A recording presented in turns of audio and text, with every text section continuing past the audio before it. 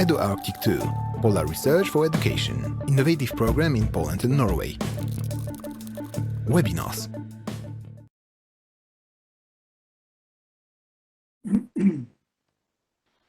Hello, my name is Olav Gjeljord. I'm a retired professor of wildlife management at the University of Life Sciences here in Norway.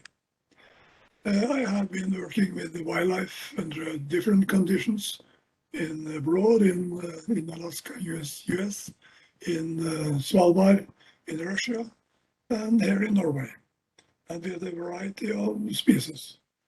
My main concern throughout my scientific work has been how to manage forest agriculture and physical building in nature and still take care of wildlife, the values of birds and animals. Now I want to share with you some thoughts on the wind power and its impact on nature. I was originally positive to wind power with the production of clean energy and as a help in our struggle against climatic change. However, my attitude has definitely changed. To put it bluntly, I feel that with extensive construction of wind turbines, we are in danger of destroying the very nature we want to save. The title of my talk are indicative of changing attitude. So let us look at some of the reasons for my concern.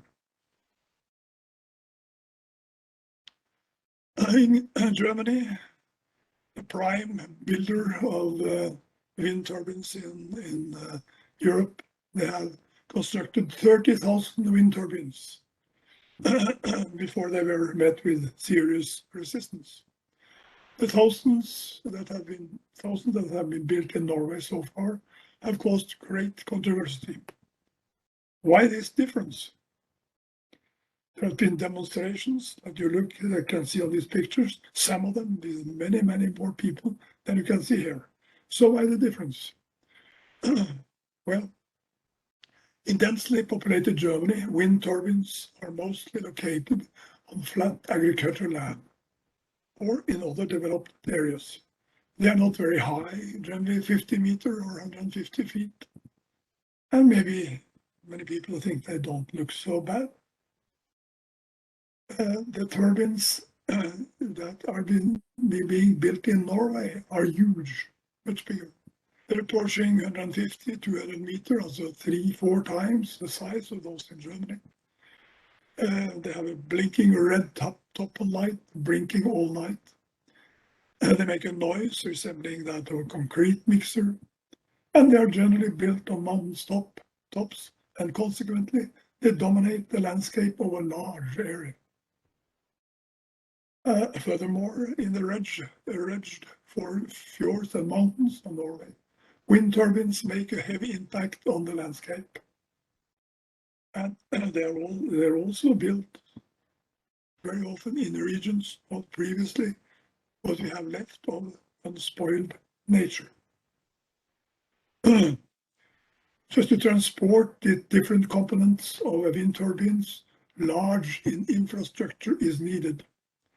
Here you see the wing of a wind turbine, about 70 meters long. The new one, they are going up to 130 meters. And not needless to say, these need very broad, big roads.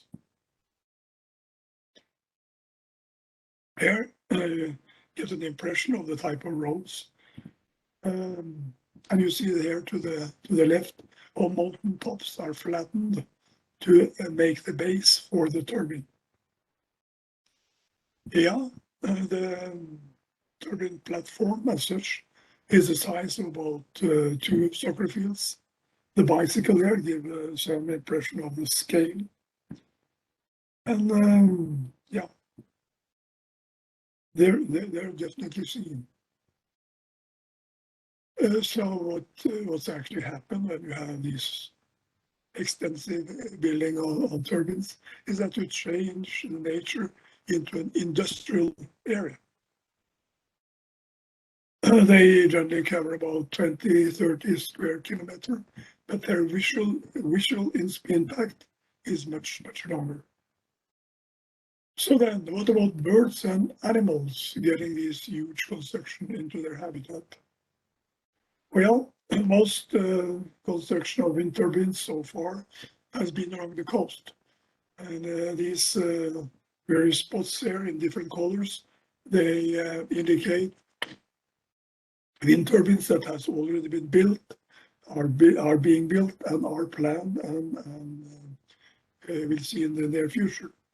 To the right, you see the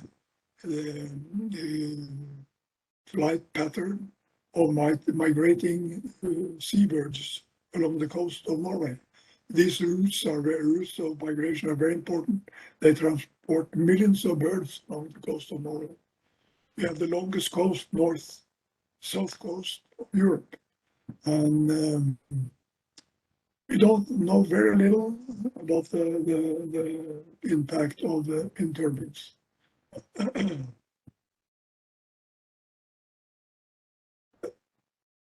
In general, the large soaring birds of prey, as well as grouse, are frequently killed or crippled by wind turbines.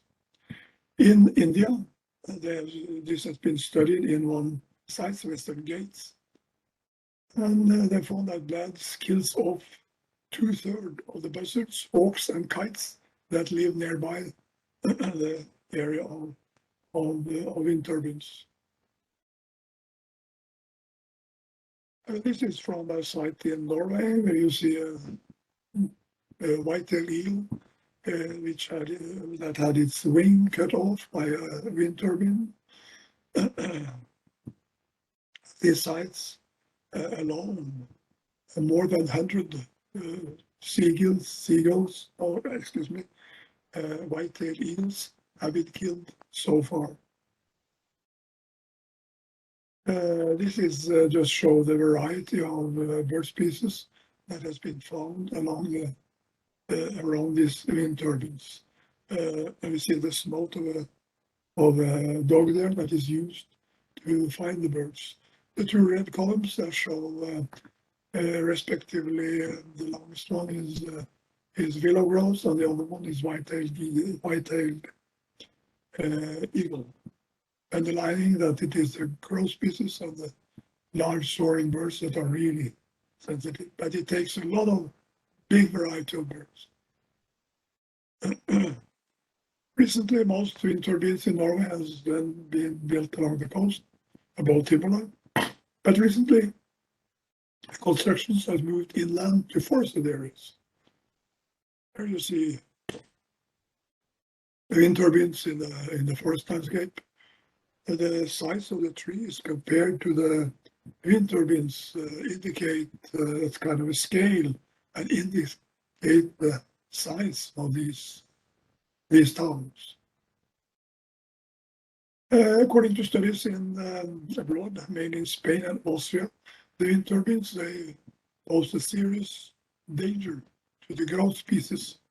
This is heavy birds that has a low ability to maneuver, and therefore they are vulnerable.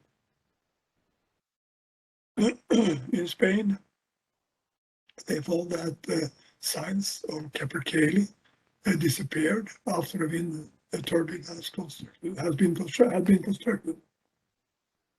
And consequently, this was taken to court, and the judge there, he said simply, even though judges are reluctant to take such steps, this court for contentious administrative proceedings ruled that the works were to be halted. In this ruling, the judges stated that the required urgency is crystal clear. So they just simply stopped further constructions of wind turbines in this area, just because of these problems, danger to the biggest of the grouse species in Europe, the capercaillie. There's lesser species of grouse, the black grows, they're also killed by wind turbines. There you see two that has been found under a turbine. But apparently the communication between birds on the lake are even more serious. These different pictures here show the situation on lakes of black rose before and after the construction of wind turbines. In 1999, you can see that there's a good number of lake grounds for black rose, that is black triangles. And that was the same in 2000, 2002. And then in 2003, they constructed wind turbines in the area. Here the white is above timberline, the gray is below timberline in the forest. And the wind turbines, they were constructed along kind of the peninsula of my country going into the forest. And that happened in 2003. And as you see then from the rest of the pictures, when they followed, checked, monitored the black rose lakes, they more or less disappeared from the area.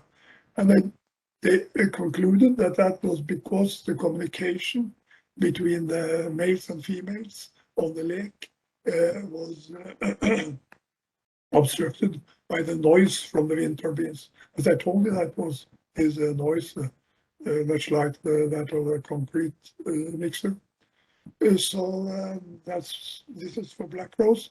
It's probably also the same for the capercaillie. When it comes to mammals, there has been only a few studies.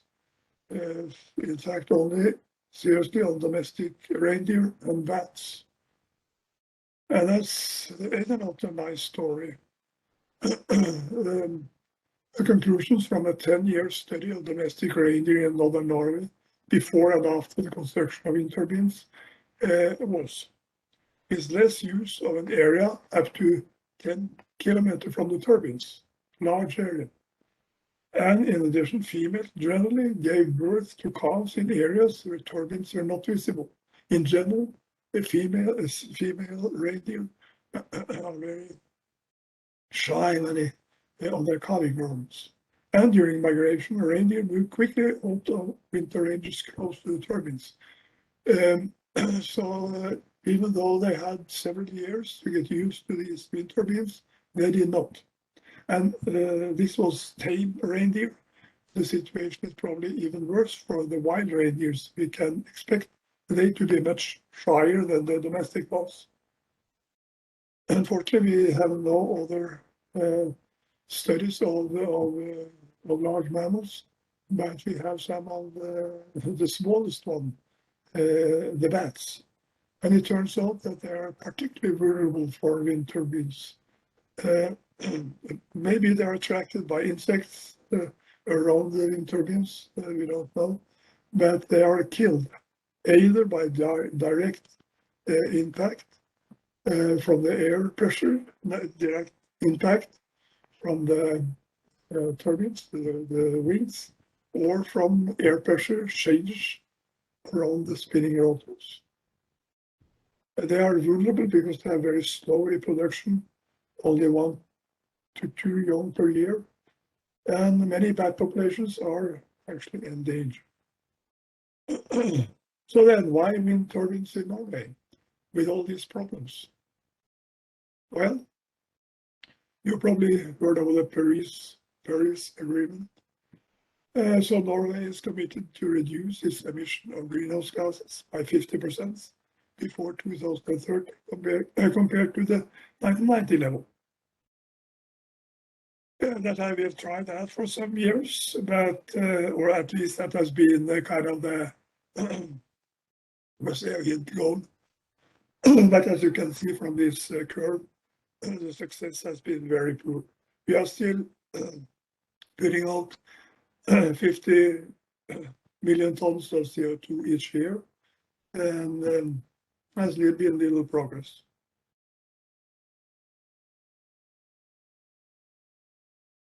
That's even so, although the construction of wind turbines started around 2010, and it was encouraged by governmental subsidies. However, there was no comparable political move to replace fossil energy in industry, transport, etc., with renewable energy. Of course, the electric current will have no impact on the emission of greenhouse gases until the use of fossil energy is replaced, and that has not happened.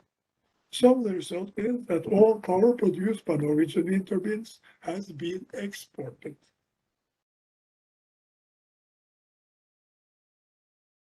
The inland use of electricity in Norway today is around 135 terawatt hours, while 145 terawatt hours is produced in normal year.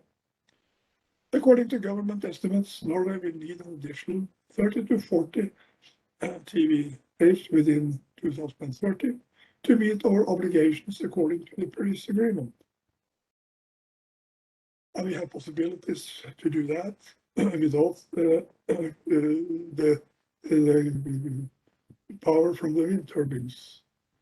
Norway is probably the one country in the world that is wasting the most energy. We can restrict that. And together with solar energy and upgrading of old hydroelectric power plants, they easily produce 40-50 TWh within 2030. Therefore, wind turbines are not needed to reach the goals promised by Norway in the Paris Agreement. Some has said that Norway is a battery for Europe, our battery. That's out of all proportions. Maybe we export 20 TWh electricity to power to Europe each year. Europe use 19,000 TWh.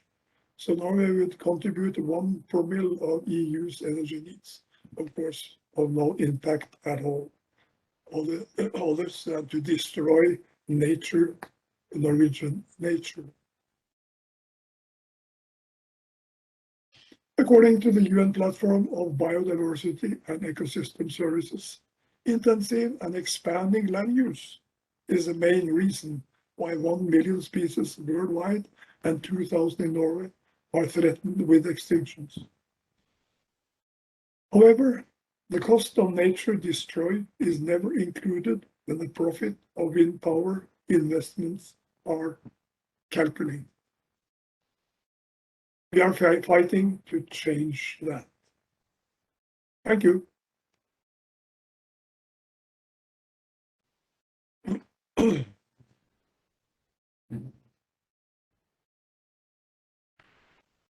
Watch other recordings from webinars on our YouTube channel, youtube.com/EduArctic.